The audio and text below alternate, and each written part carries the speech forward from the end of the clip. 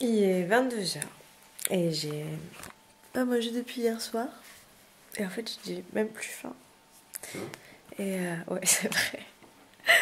Et, et bon, en fait, j'ai pas mangé parce que j'attendais que mon chéri rentre de Lyon. Et il m'a ramené à manger. Ça, c'est un super repas sans gluten, quoi. Ça, c'est cool. Ah, allez, bon app. Ça fait une semaine que j'ai arrêté le gluten et du coup aujourd'hui c'est le jour de la pesée. Eh bien j'ai perdu 1 kilo et surtout j'ai perdu 1% de masse grasse, ce qui veut dire que j'ai bien perdu du gras et j'ai pas perdu du muscle. Ce qui est plutôt une bonne nouvelle. Ça n'a pas été trop difficile pour moi de pas manger de gluten parce que comme je disais avant, je mangeais déjà pas énormément de pain et pas énormément de pâtes. Donc pour ce qui est de ça, c'était pas trop dur. C'est plus le sucre qui a été un petit peu compliqué parce que j'aime bien le sucre. Je suis un petit peu gourmande. Donc j'ai fait autrement. Au moment des goûters, j'ai mangé surtout des oléagineux. Donc j'ai mangé pas mal de noix. J'ai mangé pas mal de noisettes, d'amandes, de noix de cajou. Voilà, et puis je m'étais dit que j'allais vous faire plein de vidéos de recettes sans gluten et en fait il n'y a rien de passionnant. Il n'y a rien de passionnant parce que je fais pas des recettes de fou hein, et faire de la purée de châtaigne, il n'y a rien de passionnant. Tu cuis tes châtaignes, tu les épluches, tu les réduis en purée et tu as de la purée de châtaigne. Donc voilà, je vais vous parler un petit peu de mon petit-déj. Du coup, à quoi ressemble mon petit déjeuner sans gluten et sans sucre. Alors, je commence toutes mes journées par un grand verre d'eau parce que ça c'est une super bonne habitude que j'ai prise depuis quelques années maintenant et que tout le monde devrait faire ça. Je prends des tartines avec des galettes de riz, donc ça c'est des galettes de riz où il y a dedans du millet, du sésame également. J'en prends différentes. Celles-là, je les aime bien. Sinon, j'en prends au maïs et je tartine dessus ça, de la purée de cacahuètes. Alors ça, c'est juste trop bon. Ça n'a rien à voir avec le beurre de cacahuètes. En fait, c'est uniquement des cacahuètes bio qui ont été séchées et écrasées en purée. Donc voilà, c'est trop bon. Le beurre de cacahuète, dedans, il rajoute du sucre, il rajoute du sel, il rajoute souvent du gras, souvent de l'huile de palme, comme si c'était déjà pas assez gras. Voilà, donc ça n'a rien à voir. C'est vraiment excellent. J'adore cette marque. Ils font également de la purée de sésame, de la purée d'amandes, de la purée de noisettes. Ils font plein de purées d'oléagineux et c'est vraiment trop bon. Ensuite, du coup, là j'ai acheté pour le coup ça, de l'huile de coco bio. Alors, je l'ai prise désodorisée parce que j'avais lu que ça avait une odeur et un goût assez fort. Alors, il faut savoir que l'huile, elle est solide en dessous de 25 degrés, donc ça ressemble plus à un beurre. Et en fait, c'est juste trop bon, ça remplace vraiment trop bien le beurre sur les tartines. Avant, je mangeais de la confiture maison. Donc de la confiture qu'on faisait avec nos fruits, nos fraises, nos figues et un petit peu de fructose. Pas trop, mais bon, comme j'ai plus le droit au sucre. Voilà, j'ai pris ça, c'est trop bien. Essayez, ma maman m'a fait remarquer que c'était la même chose que la végétaline de nos grands-mères. Voilà. Je mange souvent des pamplemousses. Mon petit déj comprend toujours au moins un fruit. Je sais qu'il y a pas mal de choses qui sont dites sur les pamplemousses. Comme quoi il faut pas trop en manger, etc. En fait, c'est surtout parce que ça fait des interactions avec les médicaments. Mais sauf que comme je prends pas de médicaments, il n'y a pas d'interaction. Et le pamplemousse, c'est vraiment trop bon. Et c'est bon à la santé à partir du moment où tu prends pas de médicaments. Et je mange aussi beaucoup d'avocats. Les avocats, déjà parce que c'est trop bon au goût. Et parce que c'est plein de bons acides gras. J'ai mangé très gras cette semaine. Et du coup, j'ai mangé, je pense, d'un point de vue calorique, plus de calories que ce que je mange habituellement. Et pourtant, j'ai perdu du poids et j'ai perdu du gras. J'ai mangé donc beaucoup de noix. J'ai assaisonné tout avec de l'huile d'olive parce que c'est trop bon, l'huile d'olive. Il faut bien la choisir, première pression, à froid. bio de préférence, de l'huile de noisette, de l'huile de noix, j'ai mangé des poissons gras, j'ai mangé du foie de morue, même si je suis pas sûre que ce soit si bon que ça parce que dans le foie il y a souvent des résidus de métaux. J'ai mangé de la truite bio de la rivière ardéchoise. Ah, qu'est-ce que c'est bon! Qu'est-ce que c'est bon la truite! Voilà, donc des poissons gras qui sont bons pour le cerveau. Ça n'a pas été difficile, en fait, de manger gras et de pas manger de gluten. Il y a juste eu samedi où ça a été un petit peu plus difficile, où j'avais vraiment envie de sucre. Mais je pense que c'est parce que j'ai mes règles. Voilà, comme ça tu connais toute ma vie. Et voilà. On se retrouve la semaine prochaine pour la suite de nos aventures.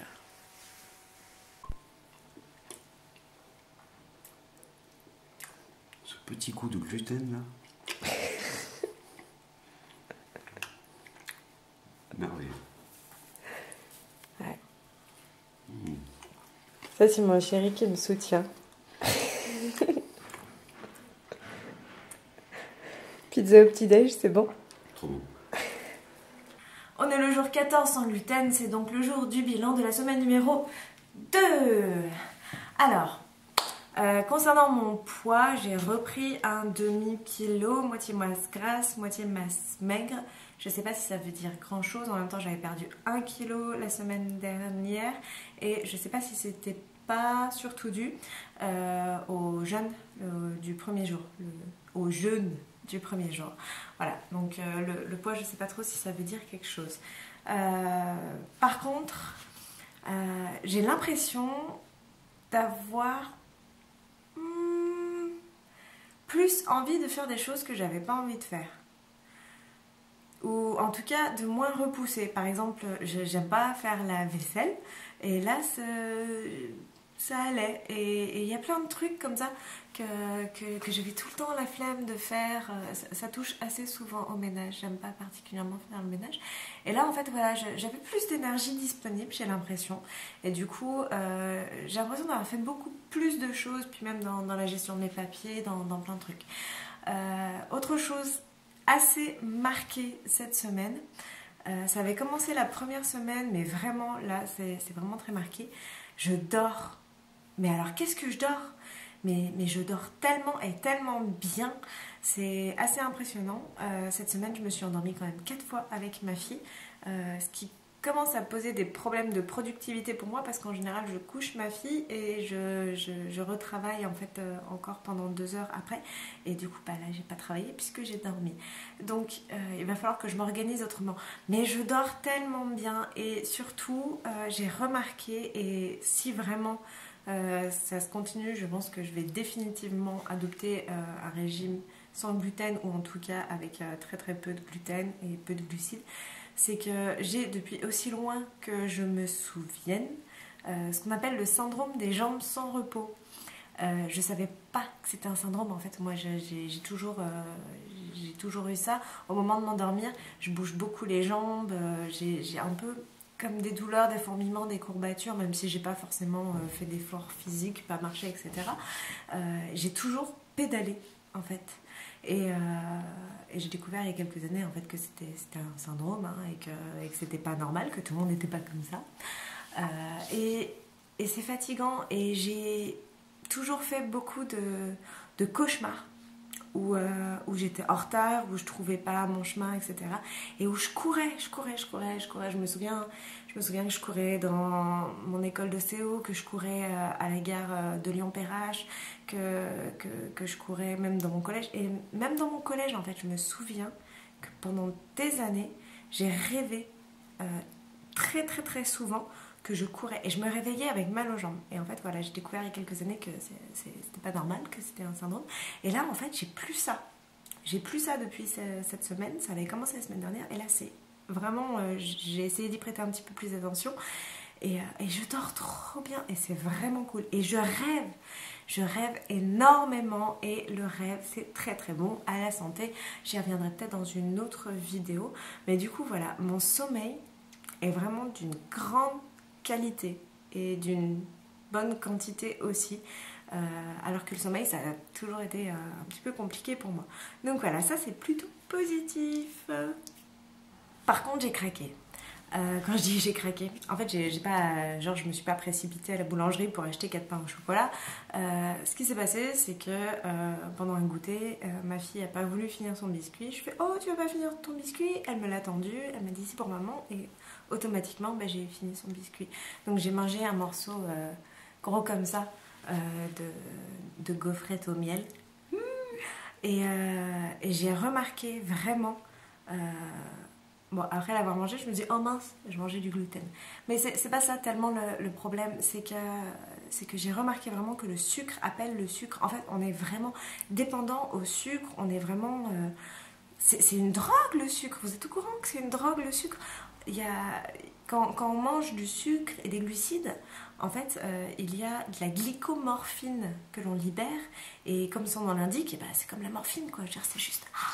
Et là, j'ai eu des envies de sucre que j'avais pas du tout eu la première semaine. Et en fait, tout simplement parce que j'avais fait le jeûne. Et vraiment, le meilleur moyen de se débarrasser de cette dépendance au sucre, il est expliqué partout que c'est le jeûne. Et là, j'ai remarqué, vraiment rien qu'après ce petit morceau-là, que j'avais des envies de sucre, un truc de fou.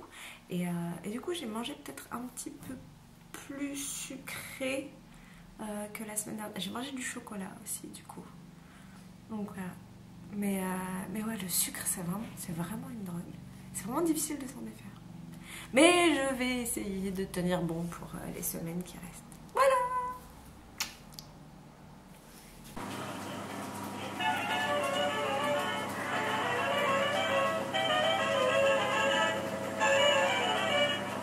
Arriba! Ce soir, c'est galettes de maïs! Et oui, tu te dis encore des galettes, mais ben, je vais les manger et je t'en parle juste après.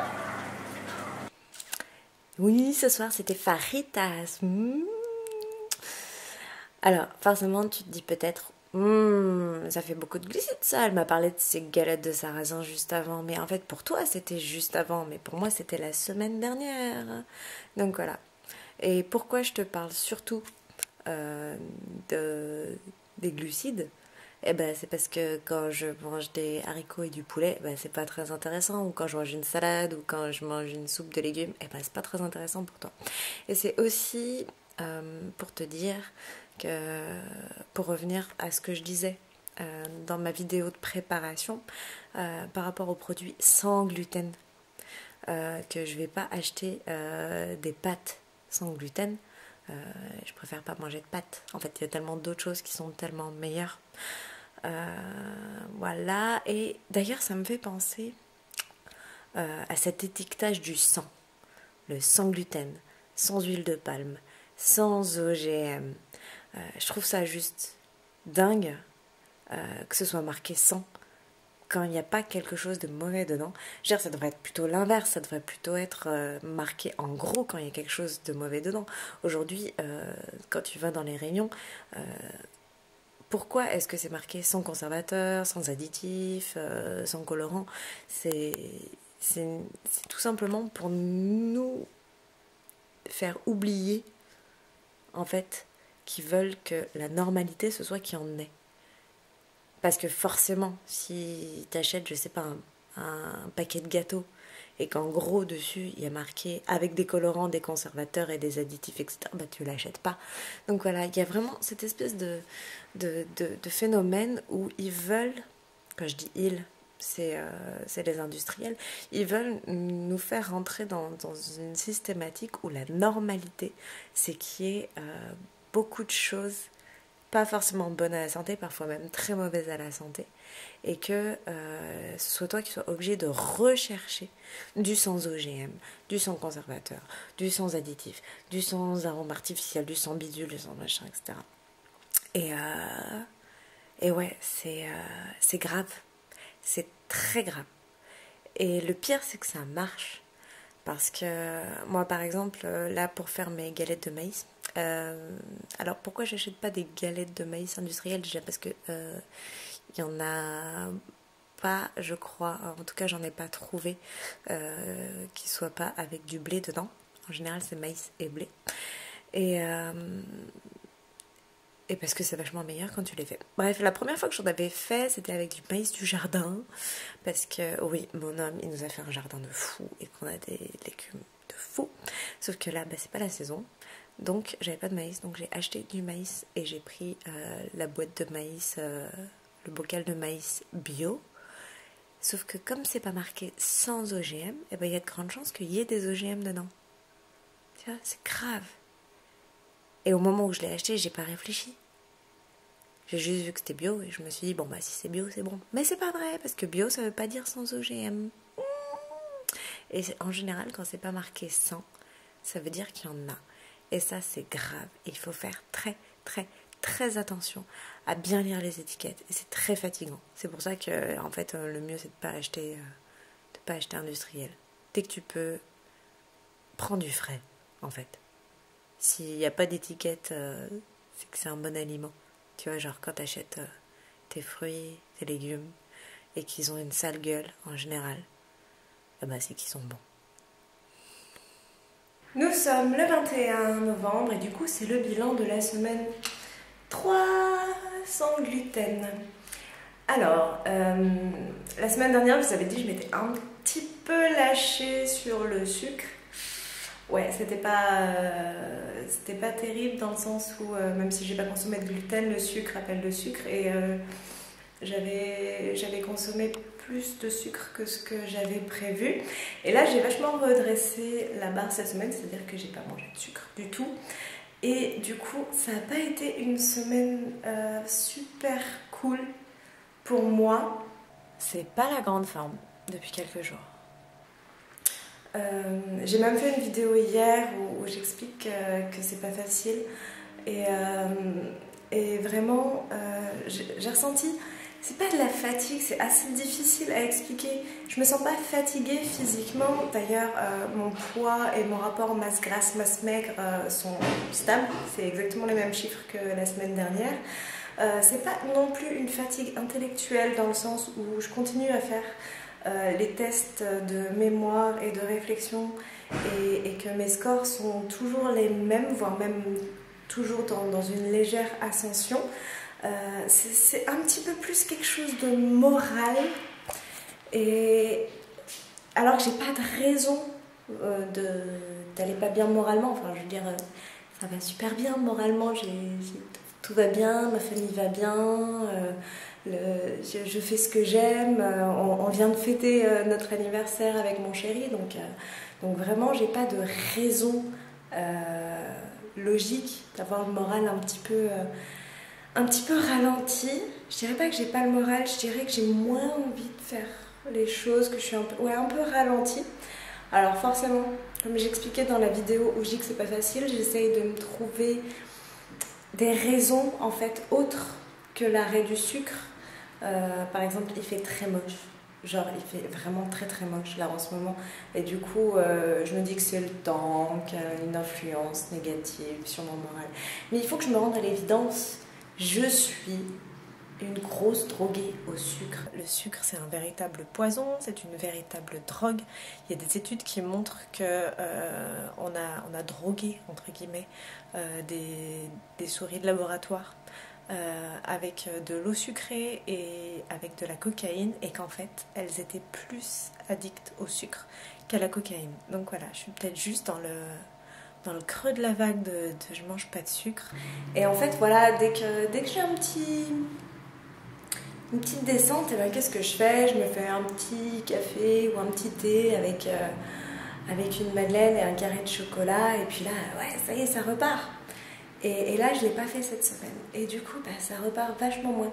Donc, c'est vraiment pas facile, mais ça va vraiment bien aujourd'hui parce que j'ai conscience du fait que c'est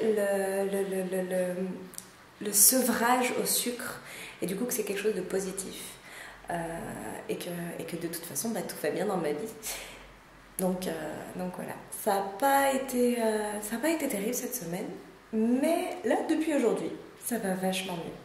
Donc voilà, on va continuer encore pendant une semaine et puis on va voir ce que ça donne. Je vous fais des gros bisous, prenez soin de vous.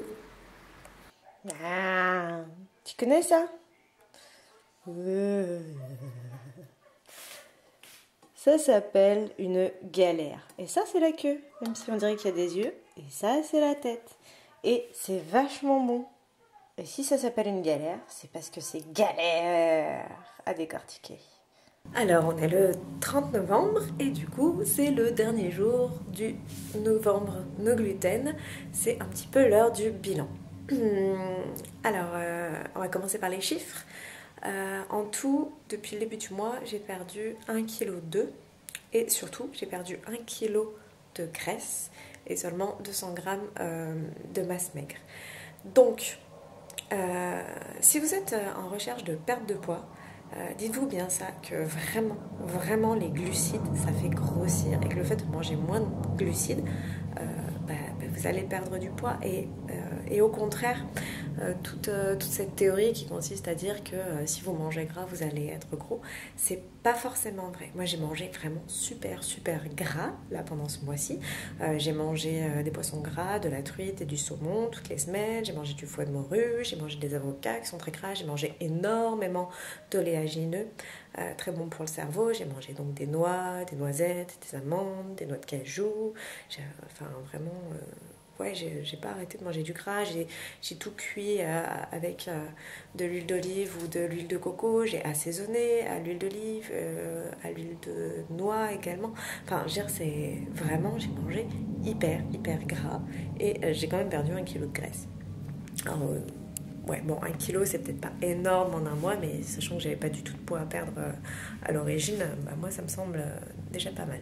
Donc voilà, il faut un petit peu se défaire de ce schéma selon lequel il faut pas manger gras pour perdre du poids, parce que le gras ferait grossir. C'est pas vrai, le gras fait pas grossir. La seule chose que le gras fait grossir, c'est votre cerveau en fait. La seule chose que vous pouvez arriver à faire à coup sûr en ne mangeant plus de graisse, c'est une dépression. Enfin, parce que je l'ai déjà expliqué, il me semble, mais je vais le redire. Nos hormones, et notamment nos hormones du bonheur, du bien-être, tout ça dépend des acides gras qu'on assimile. Et si on ne les mange pas, on est incapable de produire ces hormones de bien-être et de bonheur. Du coup, voilà, on déprime.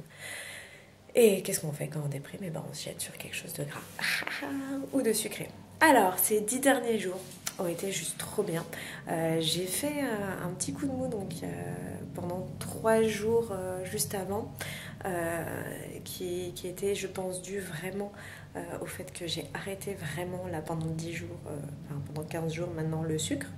Donc vraiment zéro sucre. Le seul sucre que je m'autorise, entre guillemets, c'est un carré de chocolat noir de temps en temps, et sinon le sucre des fruits, mais absolument pas de sucre raffiné. J'ai également, depuis 10 jours, quasiment pas consommé de céréales.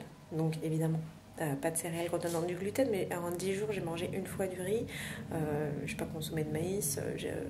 J'ai pas consommé de substitut, on va dire, au blé. J'ai mangé un petit peu de glucides sous forme de pommes de terre et de patates douces, mais ces glucides-là, en fait, ont un indice glycémique qui est quand même vachement inférieur à celui du pain, par exemple. Même si la patate douce a un goût sucré, et même si les fruits c'est sucré, souvent ça a un indice glycémique, donc ça fait varier notre glycémie beaucoup moins que le pain, même le pain complet. Donc voilà, c'est l'heure du bilan. Là, les 10 derniers jours, ça a juste été génial. J'ai vraiment beaucoup d'énergie. Et j'ai remarqué aussi, en plus du fait d'avoir beaucoup d'énergie et j'ai un sommeil, mais alors génial, sommeil de qualité, un truc que j'ai jamais eu de ma vie, j'ai remarqué que j'ai vachement moins faim. Et ça aussi, je pense que c'est une question de régulation de la glycémie, parce que comme je consomme pas d'aliments qui vont augmenter drastiquement et donc chuter drastiquement ma glycémie elle est toujours stable. Du coup, j'ai pas des coups de mou et du coup j'ai pas cette fausse faim entre guillemets de l'hypoglycémie ou de la chute glycémique.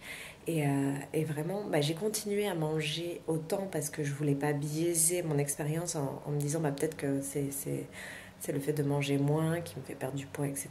Non, j'ai vraiment mangé plus qu'à ma faim, mais je me rends compte que j'ai beaucoup moins faim. Et si vous avez du coup vous aussi des problèmes parce que vous dites mais j'ai tout le temps faim, c'est peut-être tout simplement parce que votre glycémie est pas stable, et que la glycémie c'est pas seulement une question de manger du sucre dans le sens goût sucré, mais c'est aussi beaucoup par rapport aux glucides complexes qu'on appelle les sucres lents En fait, si vous mangez des pâtes, forcément vous allez avoir une montée de la glycémie énorme et derrière vous allez avoir un gros creux et c'est pas anormal après une grosse plâtrée de pâtes ou de riz d'ailleurs d'avoir faim quelques heures après. Et voilà, le fait de plus en consommer, eh ben, j'ai vachement moins faim. Je me sens tellement bien, je me sens vraiment pleine d'énergie et j'ai fait plein de trucs et en fait j'ai pas du tout envie d'arrêter, mais je vais reprendre le gluten et le sucre, pas à outrance, hein, je vais reprendre comme j'en consommais avant, pour voir du coup si ça a un impact sur mon poids, si ça a un impact également sur mon cerveau, parce que je continue du coup les tests de mémorisation et les tests de réflexion et de rapidité, sauf que en fait depuis le début mes scores ils sont en hausse constante et je me dis que c'est en grande partie dû au fait que à force de faire des tests, et voilà, forcément ça devient de plus en plus facile. Donc là, je vais réintroduire le gluten et les sucres et je vais voir si ça descend ou si ça descend pas. Et du coup, si ça descend pas, ça veut juste dire qu'il faut faire des exercices et que du coup, t'augmentes ta mémoire et tout ça et tout ça. Bref, je me sens vraiment super bien. C'était vraiment une chouette expérience. Je suis vraiment contente de m'être désintoxiquée du sucre. Et ça me fait un peu chier de reprendre là, juste pour finir cette expérience là pendant 10 jours. Mais je pense que vraiment, dorénavant, je vais consommer beaucoup moins de sucre et que je vais consommer plus de gras aussi. Parce que au final, c'est pas très difficile de remplacer une petite madeleine au goûter par des noix, des noisettes, des amandes, manger des fruits, enfin des trucs quand même beaucoup plus naturels et sains au final. Voilà. Je vous invite vraiment à faire l'expérience par vous-même. Et puis, je vous retrouve dans 10 jours pour savoir si mon cerveau ou pas a souffert de la reprise du gluten.